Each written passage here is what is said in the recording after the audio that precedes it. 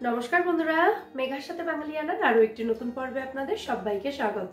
আশা করি আপনারা সবাই খুব ভালো আছেন এবং সুস্থ আছেন। আমরাও সকলে খুব ভালো আছি। আজকের পর্বে আপনাদের সঙ্গে শেয়ার করছি শীতকালের স্পেশাল সবজি পেঁয়াজকলি দিয়ে ডিমের কারির দুর্দান্ত একটা রেসিপি, যেটা ভাত এবং রুটি দুটোর সাথেই খেতে অসাধারণ লাগে। আমি এই রান্নাটা সকালবেলা তাড়াহুড়োতে করেছিলাম, মানে হাজব্যান্ডের অফিসের লাঞ্চ প্যাক করে দেওয়ার জন্য এটা বানিয়েছিলাম। তো এই রকম তাড়াহুড়োতে আমি কিভাবে রান্না করি, মানে ম্যানেজ করে থাকি, সেটাই আপনাদের সঙ্গে টিপস অ্যান্ড ট্রিক সহ শেয়ার করছি। তো প্রথমেই আমি 6টা ডিম মিনিট 10 মতো সেদ্ধ করে নিয়েছি হাই ফ্লেমে। ডিমের পাত্রটা নামিয়ে একটা কড়াই বসিয়ে দিয়েছি। কড়াই ভালো করে গরম হয়ে গেলে এর মধ্যে 1.5 টেবিল চামচ মতো সর্ষের তেল দিয়েছি। তেলটা ভালো করে গরম হয়ে যাওয়ার পর এর মধ্যে কেটে রাখা পেঁয়াজকলিটা দিয়ে দিলাম। আর পেঁয়াজকলি যেহেতু দেওয়ার সঙ্গে সঙ্গেই ফাটতে থাকে, তেল ছিটতে থাকে, সেই জন্য ঢাকা দিয়ে দিয়েছিলাম। তো কিছুক্ষণ পর মোটামুটি 1 মিনিট রাখার পর কড়াইয়ের ঢাকাটা খুলে পেঁয়াজকলিটাকে ভালো করে নাড়াচাড়া করে দিচ্ছি। এবার এটাকে মিডিয়াম টু হাই ফ্লেমে রেখে ভালো করে ভেজে নিচ্ছি। পেঁয়াজকলিটাকে খুব ভালো করে ভেজে এটাকে একটা আলাদা পাত্রে তুলে রাখতে হবে। তো পেঁয়াজকলিটা ভালো করে ভেজে তুলে নেওয়ার পর কড়াইতে বাকি যেটুকু তেল আছে তার মধ্যে আরও খানিকটা সর্ষের তেল দিয়েছি। তেলটা ভালো মতো গরম হয়ে যাওয়ার পর এর মধ্যে সামান্য একটু নুন, হলুদ গুঁড়ো এবং কাশ্মীরি লঙ্কা গুঁড়ো দিলাম। পেঁয়াজকলিটা ভাজতে ভাজতে সেদ্ধ ডিমগুলোর খোসা ছাড়িয়ে নিয়ে ডিমগুলোকে অল্প অল্প করে চিড়ে দিয়েছিলাম কয়েক জায়গা থেকে। তো গোটা ডিমগুলোকেই আমি তেলের মধ্যে দিয়ে দিয়েছি।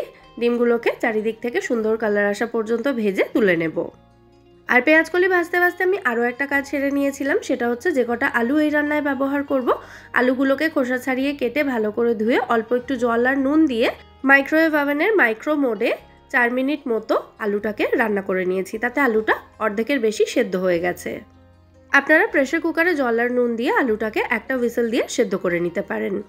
ডিমটা ভেজে তুলে নেওয়ার পর আলুটা সেদ্ধ করে নেব, তাই আলুটাকে আমি কিভাবে রেডি করে রেখেছি সেটাও বলে দিলাম। এদিকে ডিমটাও ভালো মতো ভাজা হয়ে গেছে, দেখতেই পাচ্ছেন। তো এবার আমি ডিমগুলোকে একটা আলাদা পাত্রে তুলে নিচ্ছি। ডিমটা ভেজে তুলে নেওয়ার পর আধ সেদ্ধ করা আলুর টুকরোগুলোকে দিয়ে দিলাম আমি এর মধ্যে। আলুগুলোকেও ভালো করে ভেজে তুলে নিতে হবে। এইভাবে আলুটা যদি আধ সেদ্ধ করে তারপরে রান্নায় ব্যবহার করা হয় তাহলে রান্নার সময়টা কিন্তু অনেকটাই কম লাগবে। তো আলুটা ভেজে তুলে নেওয়ার পর এর মধ্যে আমি একটা মাঝারি সাইজের পেঁয়াজ দিলাম। পেঁয়াজটা মিহি করে কুচিয়ে দিয়েছি, আপনারা স্লাইস করে কেটেও দিতে পারেন। সাধারণত 6টা ডিম রান্না করার জন্য আমরা আরও একটু বেশি পরিমাণে পেঁয়াজ দিয়ে থাকি, তবে যেহেতু এই রান্নায় পেঁয়াজকলি ব্যবহার করা হয়েছে তাই পেঁয়াজকলির ফ্লেভারটা যাতে স্ট্রং থাকে তাই এখানে আমি পেঁয়াজের ব্যবহারটা কিন্তু একেবারেই কম করে করেছি।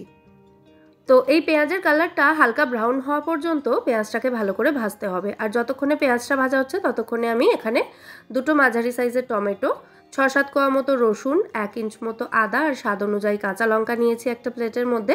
এগুলোকে মিক্সিতে মিহি করে বেটে নেব। এইভাবে পেঁয়াজটা ভাজতে ভাজতে মশলাটাও বাটা হয়ে যাবে, তাহলে মশলা বাটার জন্য আর আলাদা করে টাইম দিতে হলো না। তো এদিকে পেঁয়াজটা ভালো মতো ভাজা হয়ে গেছে। এবার আমি এর মধ্যে মশলার পেস্টটা দিয়ে দেব, মানে আদা, রসুন, কাঁচা লঙ্কা এবং টমেটো যেটা একসাথে আমি বেটে নিয়েছি মিক্সিতে, সেই মশলার পেস্টটা এর মধ্যে দিয়ে দিলাম। মশলাটাকে মিনিট 2 মতো মিডিয়াম টু হাই ফ্লেমে রেখে ভালো করে ভেজে নিচ্ছি। মানে মশলার মধ্যে যে আদা রসুনটা রয়েছে, আদা রসুনের কাঁচা গন্ধ চলে যাওয়া পর্যন্ত মশলাটাকে একটু ভেজে নিতে হবে। মশলাটা ভালো মতো ভাজা হয়ে গেলে এর মধ্যে দিয়ে দিলাম আমি স্বাদ অনুযায়ী নুন, 1/2 চা চামচ হলুদ গুঁড়ো, 1 চা চামচ কাশ্মীরি লঙ্কা গুঁড়ো দিয়ে দিলাম কালারের জন্য, আর 1/2 চা চামচ করে ধনে গুঁড়ো এবং জিরে গুঁড়ো দিয়ে দিলাম। তার সাথে দিয়ে দিলাম স্বাদ অনুযায়ী মিষ্টি, আমি এখানে জাগরি পাউডার ইউজ করেছি, আপনারা চিনিও দিতে পারেন। আর জাস্ট 1 পিঞ্চ মতো গরম মশলা গুঁড়ো দিয়েছি। আর তার সাথে ভেজে রাখা আলুগুলোও দিয়ে দিয়েছি। এবার এই সমস্ত উপকরণ একসাথে খুব ভালো করে মিশিয়ে মশলাটাকে আমাদের কষিয়ে নিতে হবে 4 থেকে 5 মিনিট সময় নিয়ে। আর মশলা কষানোর সময় মশলার জারটা ধুয়ে সামান্য একটু জল দিয়ে দিলাম এর মধ্যে, যাতে মশলাটা পুড়ে না যায় কষানোর সময়। আর এতে করে মশলার জারে লেগে থাকা এক্সট্রা মশলাটাও নষ্ট হবে না। তো মশলাটা কষানোর সময় কিন্তু কড়াইটাকে আমি ঢাকা দিয়ে আর লো ফ্লেমে রেখে কষিয়ে নেব। মোটামুটি 4 থেকে 5 মিনিট মতো কষানোর পর আমাদের মশলা এখন খুব ভালো মতো কষানো হয়ে গেছে আর মশলা থেকে তেল ছেড়ে গেছে, দেখতেই পাচ্ছেন। তো একবার এটাকে ভালো করে মিশিয়ে দিচ্ছি। তারপর এর মধ্যে ভেজে রাখা পেঁয়াজকলি এবং ডিমটা দিয়ে দেব। সমস্ত উপকরণ আবারও খুব ভালো করে মিশিয়ে নিচ্ছি একসাথে। এরপর এর মধ্যে গ্রেভির জন্য সামান্য একটু জল অ্যাড করব, তবে জলটা কিন্তু অবশ্যই গরম করে ব্যবহার করতে হবে। আমি মাইক্রোওয়েভ ওভেনে যে পাত্রে আলু সেদ্ধ করেছিলাম সেই পাত্রেই অল্প একটু জল দিয়ে 30 সেকেন্ড মতো মাইক্রো করে নিয়েছি। তাতে জলটা ভালো মতো গরম হয়ে গেছে এবং সেই জলটাই ব্যবহার করেছি। আর জলটা কিন্তু আপনারা এখানে যে যেমন গ্রেভি রাখতে চান সেই অনুযায়ী দিতে পারেন। কেউ যদি একটু ঝোলঝোল করতে চান জল একটু বেশি দিতে পারেন, আবার কেউ যদি একটু মাখা মাখা করতে চান তাহলে জলটা একটু কম দেবেন। আমি একটু মাখা মাখা রাখতে চাই, খুব বেশি গ্রেভি রাখবো না, সেই জন্য জলটা মোটামুটি 1 কাপ মতোই দিয়েছি। জলটা দিয়ে ভালো করে মিশিয়ে নিয়ে কড়াইটাকে ঢাকা দিয়ে মিনিট 3 মতো মিডিয়াম ফ্লেমে রান্না হতে দেব। আর এই সময় অফিসের লাঞ্চে প্যাক করে দেওয়ার জন্য 2টো রুটিও আমি সেঁকে নিলাম। সকালে তাড়াহুড়োতে লাঞ্চ বানানোর সময় আমি আটা মাখার ঝামেলাটা একেবারেই রাখি না, আটাটা আগের দিন সন্ধ্যেবেলা মেখে ফ্রিজে রেখে দিই। যাই হোক, মিনিট 3 রান্না করার পর আমাদের ডিম পেঁয়াজ কলির কারি এখানে একেবারে রেডি। এই সময় গ্রেভিটা অল্প একটু টেস্ট করে দেখে নেবেন, যদি মনে হয় নুন মিষ্টি কিছু কম বেশি রয়েছে সেটাকে অ্যাডজাস্ট করে দিতে পারেন। আমার মনে হয়েছিল সামান্য একটু মিষ্টি আর একটু অ্যাড করলে ভালো লাগবে, তাই আমি আরও একটু জ্যাগরি পাউডার আর জাস্ট 1 পিঞ্চ মতো গরম মশলা গুঁড়ো আরও এর মধ্যে অ্যাড করেছিলাম। তারপর ফাইনালি আরও একবার ভালো করে নাড়াচাড়া করে মিশিয়ে দিয়েছি।